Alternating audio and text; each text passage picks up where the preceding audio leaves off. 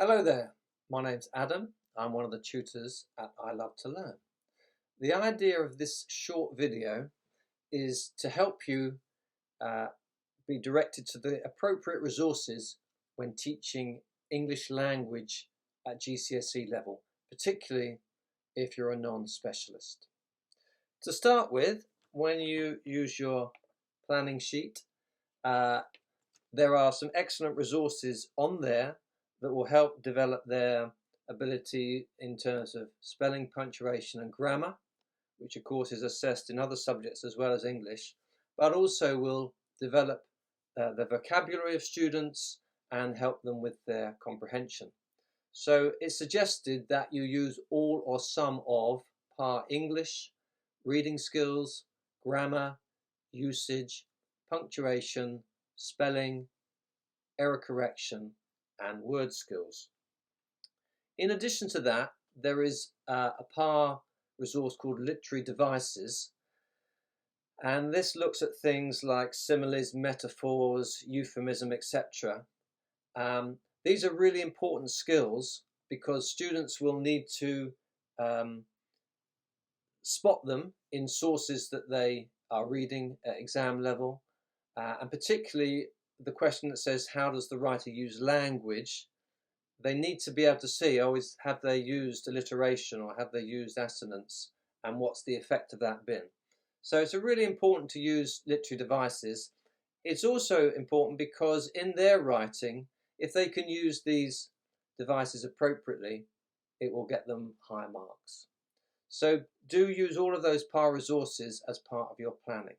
But in addition, clearly the PAR resources do not address exam questions. So we've bought a few books at amazing expense and would suggest that you start with these. Okay, now the first one is AQA English Language Model Answer Workbook, which looks like this.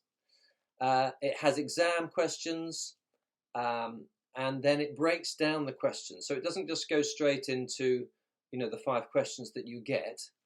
It will sort of give 3 different answers, which is the most appropriate one, or it might start an answer off, or it might ask them to mark an answer. So it's a sort of bite-sized chunks approach to the English language exam, and it also has the answers in the back. So recommend using that one, excellent resource. Secondly, the second exam resource book we would recommend is called Revise AQA GCSE English Language Practice Papers, and that's this one here. Now this doesn't break it down so much, but it gives plenty of exam papers for paper 1 and paper 2. It gives model answers which are leveled, and it gives some top tips. So again, a really good resource. The way I would use it is I'd photocopy the sources and the questions and get them to work through, and then either use the model answers for you to help assess or for them to see how they could improve and then have another go. So that's a second book I would recommend, particularly for exam questions. The third one is this colourful book here called Creative Writing Skills.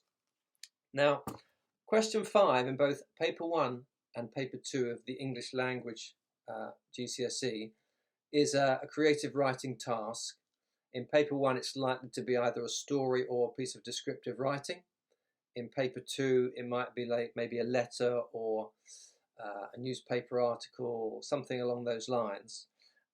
This book really helps in, again, breaking down how to plan and write a story, and has some great sort of worksheet type activities, and again a great resource. So those 3 books, I would say that's where to get started when it comes to the sort of exam questions stroke longer questions for English language.